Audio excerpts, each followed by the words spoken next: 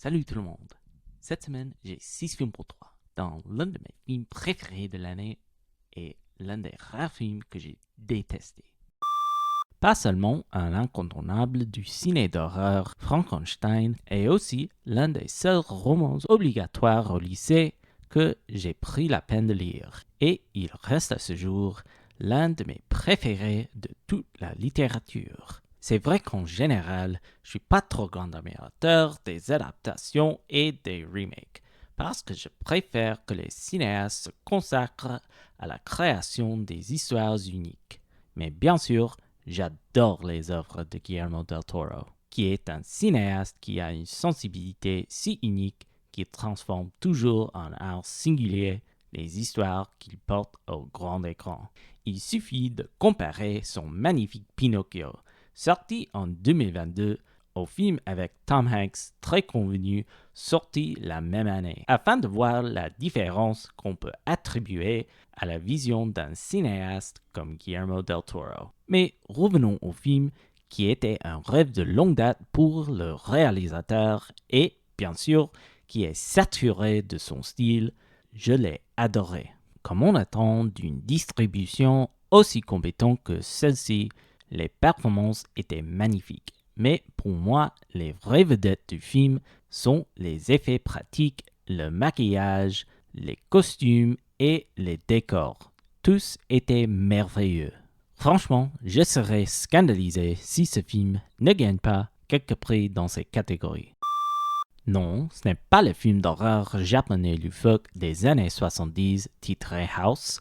Ceci est le film d'horreur américain loufoque des années 80 titré House. Oui, ce film-ci n'a absolument aucun rapport avec l'autre film du même nom. Cependant, il me semble qu'il a fait beaucoup de bruit dans la communauté des amateurs d'horreur, du moins des dernières années, puisque je l'ai vu mentionné partout. En fait, j'ai déniché ce film pour moi-même il y a quelques années, en cherchant un autre film encore inconnu de mon enfance. Mais c'est un sujet pour un autre jour. Donc, revenons au film que je pensais être oubliable, mais qui est en fait vraiment remarquable. Le film commence de façon assez classique, mais presque immédiatement, il devient étonnamment sombre. À partir de là, le film devient de plus en plus étrange. Et je veux dire cela de la meilleure manière possible. Je ne vais pas dire plus du film parce que je pense que la meilleure façon de voir ce film est d'y aller complètement à l'aveugle.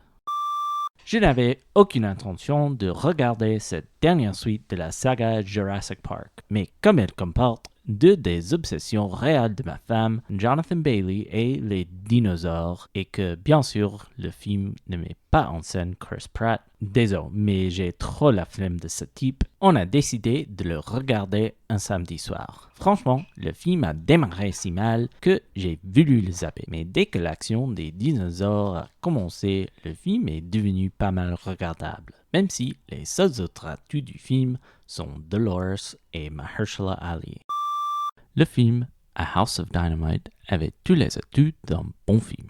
Une réalisatrice oscarisée, une distribution remplie de comédiens redoutables et les enjeux les plus élevés possibles. La menace imminente d'une attaque nucléaire. En dépit de tout cela, ce nouveau film de Netflix était l'un des films que j'ai le moins aimé cette année. Le film a réussi à gâcher la prémisse de façon incroyable, en ajoutant trop de personnages, en leur accordant très peu de temps pour se développer et en présentant la structure d'histoire la plus ennuyeuse de tout le cinéma. Je t'explique. On subit le même fragment de l'histoire encore et encore de plusieurs points de vue. Bien sûr, une technique qu'on a vu utilisée dans quelques autres films avec efficacité, mais ici, ça n'ajoute aucune valeur. Je vais pas te gâcher la fin, mais je vais juste dire qu'il était si agaçant que ma femme et moi avons râlé contre ce film pendant presque toute la semaine. En bref, je te déconseille de voir ce film. Au lieu de cela, je te recommande de regarder le film d'animation britannique Quand souffle le vent, qui aborde ce sujet de manière bien plus intelligente. Le film Magpie écrit et produit par l'équipe mariée de Daisy Ridley et son époux Tom Bateman, était promu comme un film néo-noir, mais je pense pas que cette étiquette vraiment colle avec le film qu'on a vu. Ça n'a aucune importance, mais je décrivais ce film comme une sorte de drame psychologique au lieu.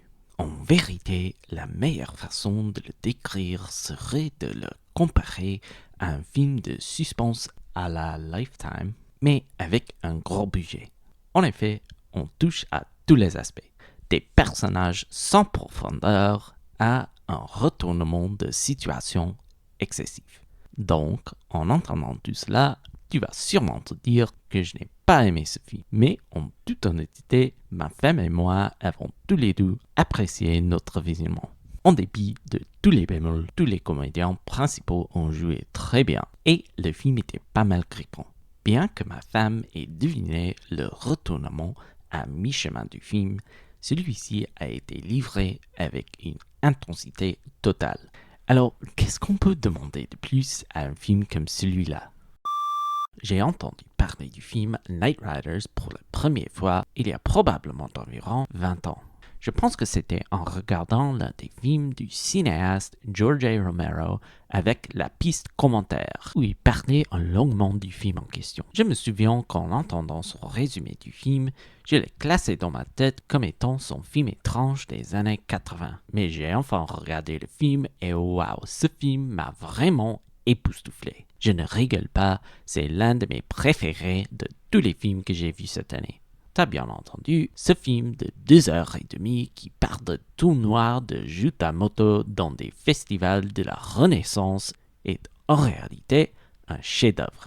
Le film est vraiment plus réfléchi qu'on ne le croirait et il a beaucoup à dire sur le sujet de la création d'art sans faire de compromis et l'acte de vivre la vie de la même manière. On a droit aux performances remarquables de toute la distribution, notamment d'Ed Harris et Tom Savini, mais pour moi, la vraie vedette du film était l'épouse de Romero, Christine Forrest, qui était incroyable dans chaque scène qu'elle a jouée, dont plusieurs très émouvantes. Honnêtement, je pourrais parler de ce film pendant des heures. C'est à ce point que je l'ai apprécié.